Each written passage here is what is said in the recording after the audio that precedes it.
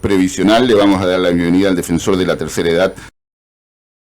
Estamos hablando del doctor Eduardo Semino. Muy buenos días, doctor Semino. Daniel Núñez Vivares y Daniel Núñez los saludan desde los Cronistas de la Mañana, desde la 101.7 Radio Alas, desde la provincia de San Juan. ¿Cómo le va? Buen día, doctor.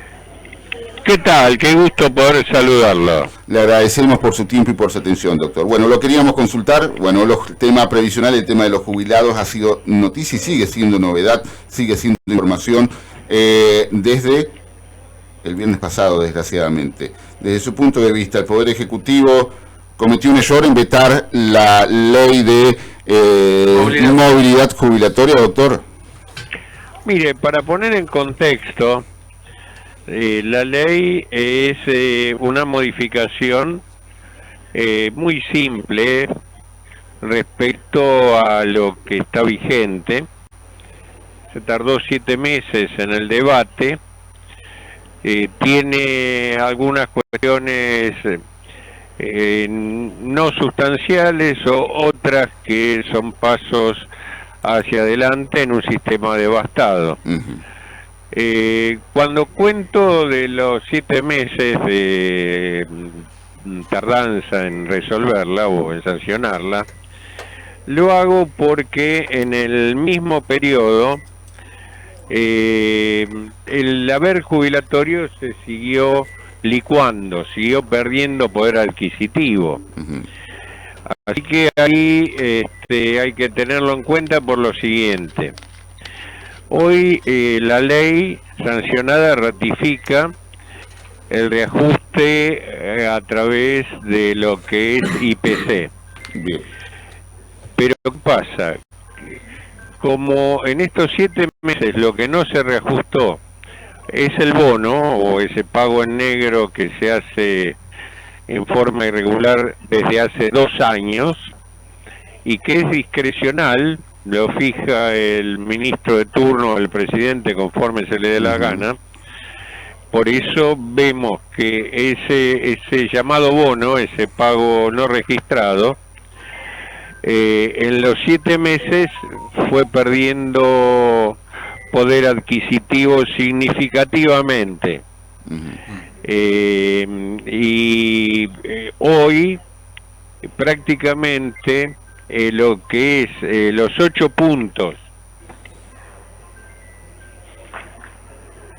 de reajuste que se plantea en realidad se convierten para los jubilados de la mínima, que son 5 millones, y para el millón de personas con discapacidad, en prácticamente un paliativo, porque, a ver, para los que están cobrando 300.000 pesos, esa ley les incorporaría 18.000 pesos, y para las personas con discapacidad y PUAN, apenas entre 11 y 13.000 pesos. Lo importante sí que tiene la sanción es que incorpora este disparate argentino que se llama bono al haber, como siempre debió haber estado. Claro. Esto le saca discrecionalidad, es una de las cosas que más enoja al actual Ejecutivo, porque con ese manejo hoy se está pagando el superávit fiscal, es decir, le están pagando los jubilados con su vida, ¿no? Ese superávit que tanto se menciona y festeja, el 30% lo ponen los jubilados, es decir, es lo que se le paga de menos. Claro. Ahora bien, por eso es importante que se incorpore y que a su vez va a servir para que la movilidad de futuro se calcule sobre el total. El otro tema que es positivo es que si bien ratifica el reajuste a través de IPC, lo que señala la sanción es que si a fin de año IPC es menos, da un resultado menor al RIPTE, vale decir, a la variación del salario de los trabajadores activos. En el mes de marzo se hace una corrección equivalente al 50% de esa diferencia entre RIPTE y IPC. Bien. Bueno, después se ratifica algo que es una obviedad y que no se cumple, pero que está bien que lo ratifique, que hay que pagar las sentencias. Claro. Acá tenemos 23.000 sentencias firmes que no se pagan desde hace 2 años. No lo pagó ni la anterior administración ni esta. Bien. Un disparate. Y después un tema de gran volumen que es que se salde la deuda con los 13 institutos provinciales. Es una deuda de cientos de miles de millones de dólares.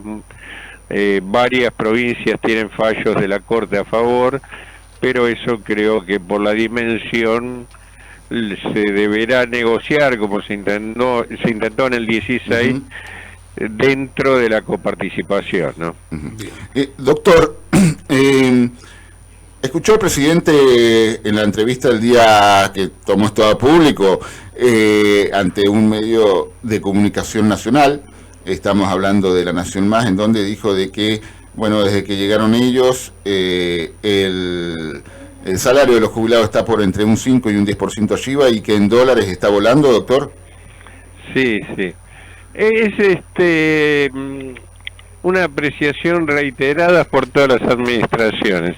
Se toma un punto determinado del valor del haber en la anterior administración y se compara con un momento de esta administración.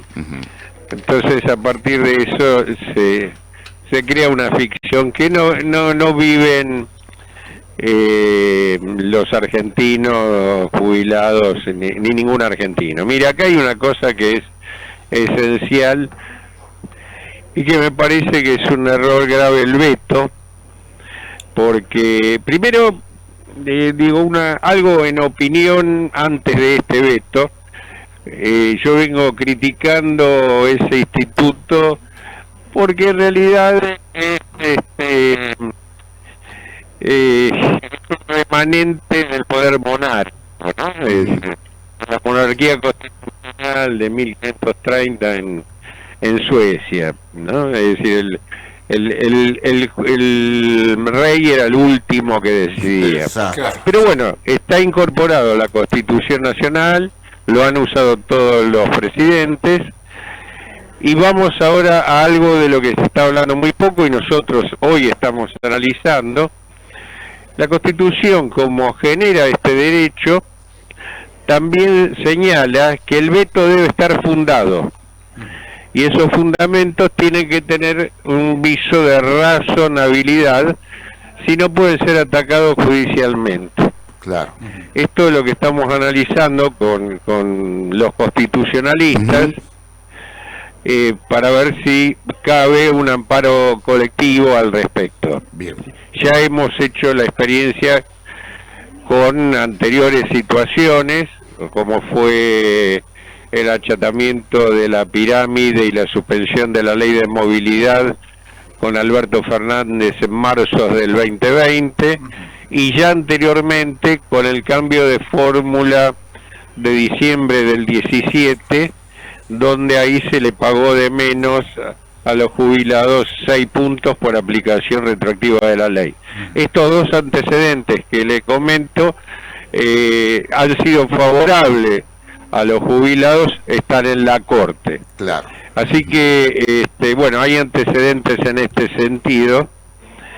Y bueno, y por último, y esto tal vez es lo más importante, esperemos que el rol del legislativo, que tiene el 50% de la responsabilidad restante respecto al Ejecutivo, si se sientan todos y levantan la mano los 2/3 de quienes están sentados, como ocurrió para la sanción, se va a caer el veto. Ahora, esto sabemos que en Argentina es difícil que no se transfuguen votos, ¿no? Claro. Sí, claro. Esto es, sin ninguna duda, el juego político que lamentablemente existe en la República Argentina, doctor Semino. Pero, a ver, todo esto que usted nos acaba de comentar y que tiene que ver con una ley que tiene algunos puntos importantes y que para algunos jubilados, gran parte, más de 5 millones, significan solamente 18.000 pesos, y para los pensionados un valor inclusive un poco menor, tiene otras aristas, como la gran cantidad de dinero que dice el Ejecutivo Nacional que va a implicar el año que viene, que son 10.000 millones de dólares, y tal vez sí, con esto que usted mencionó y que tienen que ver con las cajas de jubilaciones provinciales que son deficitarias y que el Estado Nacional se tiene que de alguna u otra forma compensar esto que es justamente ser deficitaria o parte del déficit que tienen las provincias. Pero si nos vamos un poco más a fondo, ¿cuántos activos necesita la República Argentina? ¿Cuántos trabajadores activos para poder hacer frente entre la cantidad de los activos y la cantidad también de la patronal para cubrir una jubilación? ¿3, 4 trabajadores? Mire, ese esquema cambió de la ley bismarquiana en el mundo. Bien. Hoy tenemos 1 a 1, es ridículo. Claro, esto es, claro, totalmente. Y a esto ahora, quería ir. Pero a ver, a esto quería ir, 1 a 1, que es imposible seguirlo manteniendo cuando lamentablemente todavía seguimos manteniendo más trabajadores en negro que no aportan, lamentablemente, aportar en negro, con la cantidad de trabajadores que sí aportan, que hacen justamente ese valor a 1 a 1. Lo primero que tendríamos que empezar a justamente arreglar es que el trabajo en la República Argentina sea realmente un trabajo digno y que aporten lo que corresponde para terminar ese 1 a 1 y que vaya creciendo en forma paulatina a llegar al 3, 4 trabajadores o lo que de alguna forma corresponda. Mientras tanto, seguimos jubilando gente, lamentablemente, sin aportes, ¿no? Sí, mire, hay algo que es lo que señala usted. Yo le digo, técnicamente, en Argentina, y escuche, porque esto se horrorizan los políticos y los funcionarios cuando lo vengo repitiendo ya hace mucho tiempo, en Argentina no hay un sistema previsional. Tenemos un programa de subsidios por la edad. Claro. Un plan social, básicamente. Exactamente. Cuando alguien llega a los 65 años, el gobierno de turno le da algo. Claro. Ese algo no tiene que ver ni con su historia laboral, ni con su historia social, ni con su necesidad de cobertura de las canastas. Claro. Por eso tenemos 5 millones de jubilados que ganan lo mismo, que es la mínima. Es decir, no hay sistema en el mundo donde haya 10 personas que tengan la misma historia laboral. Claro. Entonces, ahora esto, ¿qué hace?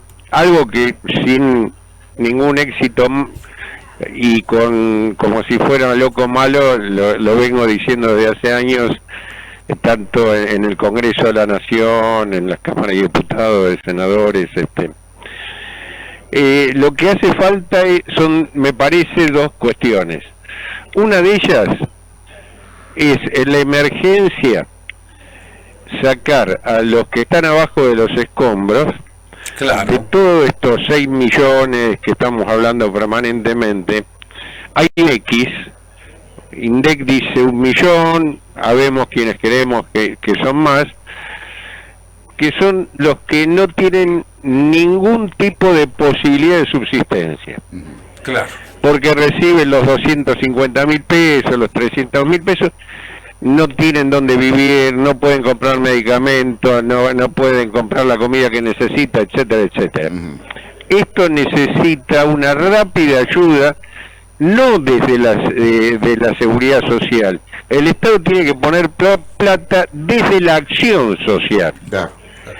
Es decir, si tenemos un terremoto y hay que sacar las víctimas de abajo de los escombros, de esto estoy hablando, hay que usar un recurso de emergencia para que no se nos mueran, que es lo que hoy viene pasando. Bien. Y en paralelo hay que hacer una reforma estructural mire, me tocó trabajar en otros países con este tema desde el punto de vista académico. Hay que analizar entre 110 y 120 variables al unísono para ver cómo se hace esa reforma y cómo se hace sustentable esa reforma. Claro. Y un tema central a discutir, que es el que usted señala y concluyo, es el financiamiento. Acá nadie habla del financiamiento. Claro. Claro. Doctor Semino, estas 110 y 120 variables que habla usted, que se está refiriendo, ¿son los regímenes especiales que tenemos acá en la República Argentina? Ese es otro disparate. Sí, tenemos más de 100. Es un disparate porque cada uno es distinto al otro, claro. Aporta más, menos, recibe más, menos. Exacto. En general en el mundo hay 1 o 2. Bien, claro. Ahora, no, refiero a que hay que analizar cuál va a ser el comportamiento en términos de lo demográfico, cuáles van a ser las pautas etarias en términos futuros de lo que se da de envejecimiento, cuáles son los modelos de producción que hay en el país y cuáles son las nuevas metodologías de producción. Nosotros estamos pensando en el Fordismo cuando el mundo ya está en la inteligencia artificial. Claro, claro. Sí, sí. Es decir, hay que pensar en el esquema laboral. Es decir, se dan una cantidad de cuestiones que hace falta actuarios en cada uno de estos temas, porque así ha sido en el mundo, para que lo analicen. No podemos dar, bueno, che, me parece que el año que viene, entonces, esta reformita dice, che, no, pero con esto mejoramos un poquito. Claro. Y en realidad no es así. Claro. Están en lo chiquito, claro, la clase política. Una estructuración de fondo, que es la que usted está mencionando, para evitar justamente esto, porque esto es pan para hoy, hambre para mañana, esto hay que decirlo así, porque si seguimos con estas famosas moratorias... ¿Aún siguen vigentes la moratoria, doctor? Sí, son por ley. La del 2014 está vigente hasta marzo del año que viene. Claro. Seguimos con todo esto.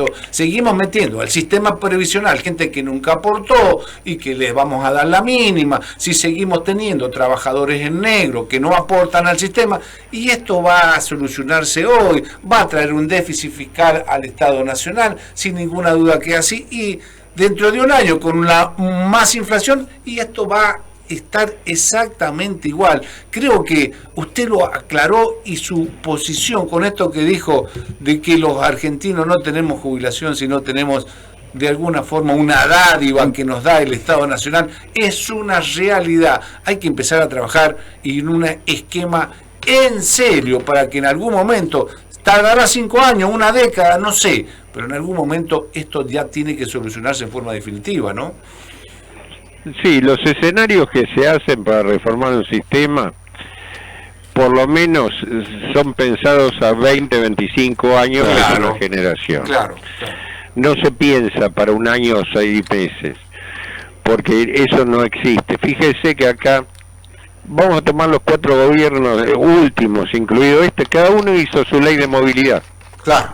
Y todas fracasaron. Claro, por eso le digo, es pan para hoy, hambre para mañana. Doctor, lo llevo al plano de la salud. Sí.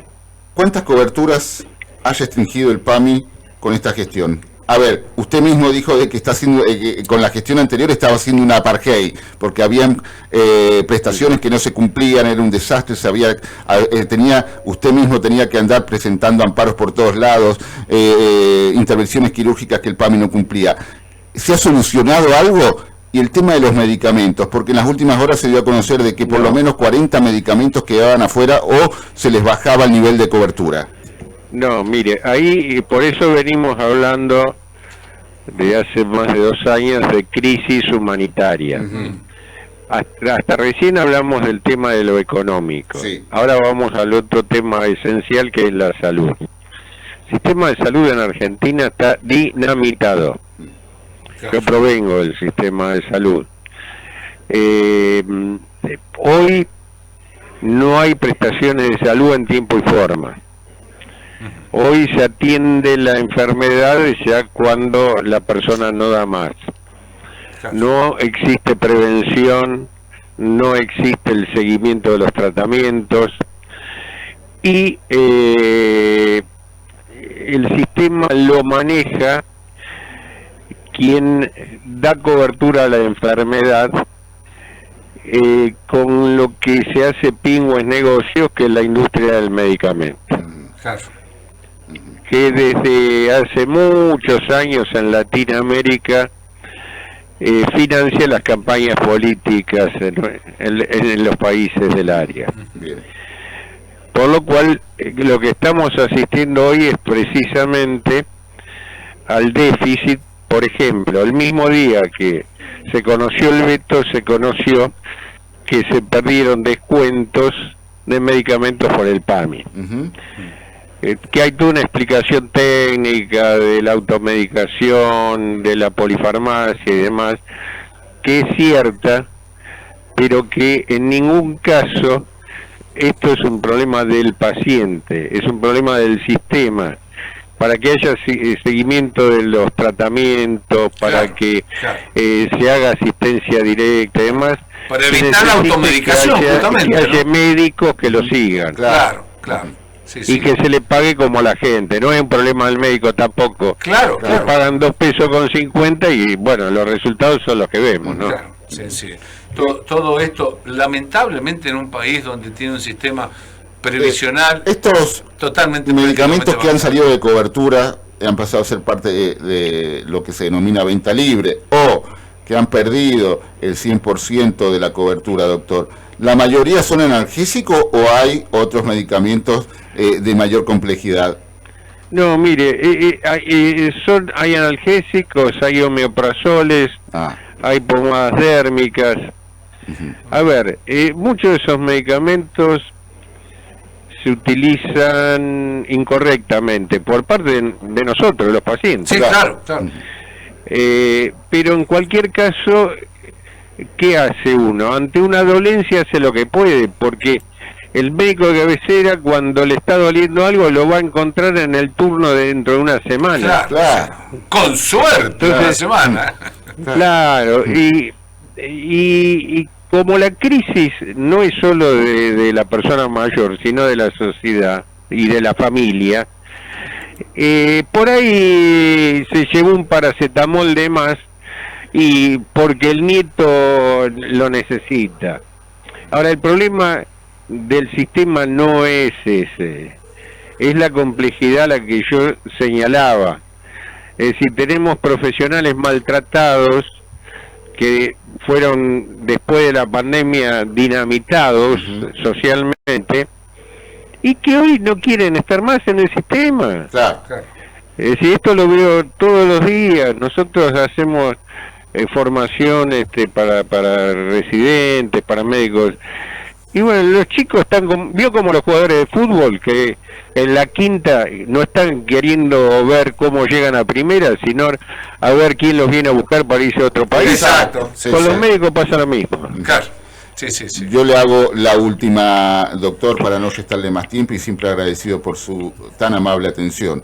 El gobierno, con tal de que, ir evitando de que saliera esta ley que sancionó el Parlamento hace 2 semanas atrás,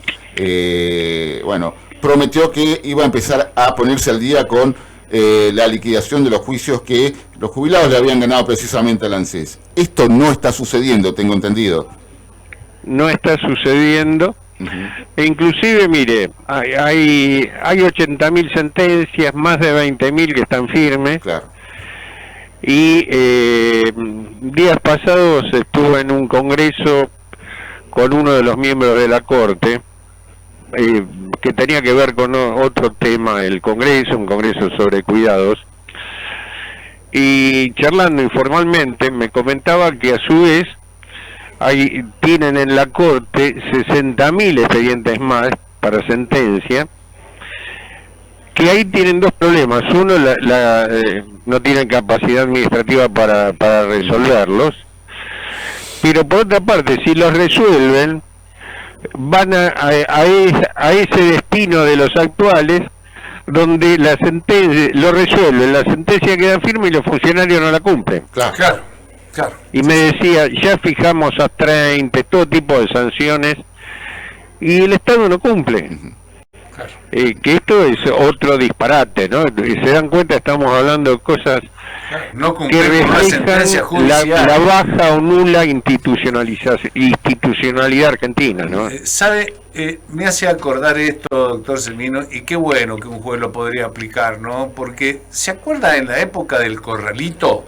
Cuando se habían presentaciones por parte de los ahorristas y se iban con la sentencia, ¿no? La resolución judicial al banco, y el gerente del banco no les pagaba porque recibía la orden del Ministerio de Economía de no pagarle.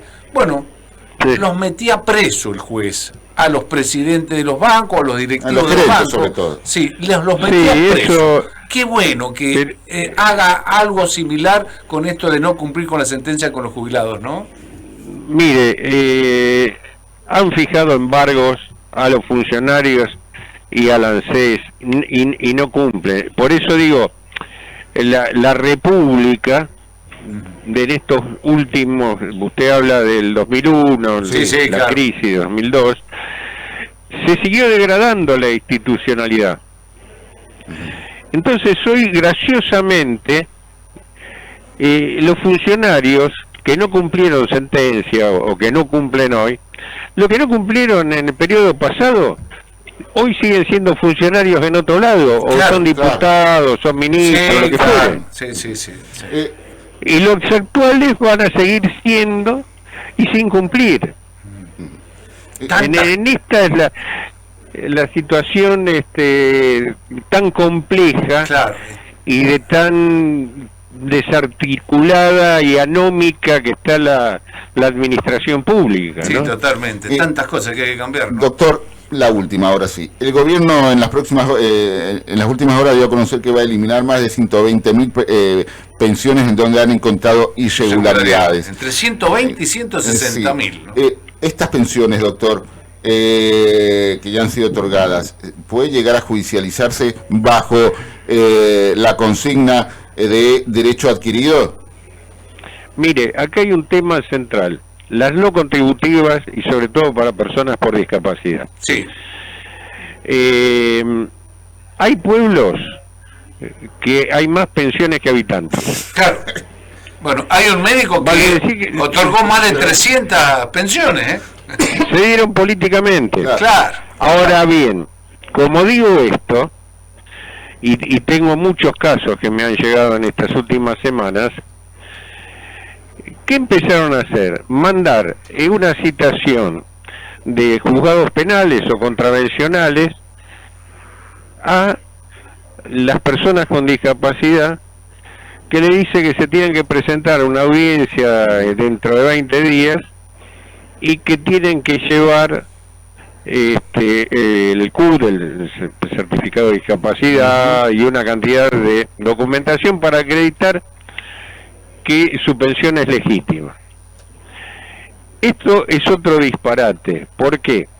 Porque a las personas que le llegan, que tienen problemas graves de salud, y en muchos casos problemas graves de salud mental, esto los desequilibra totalmente.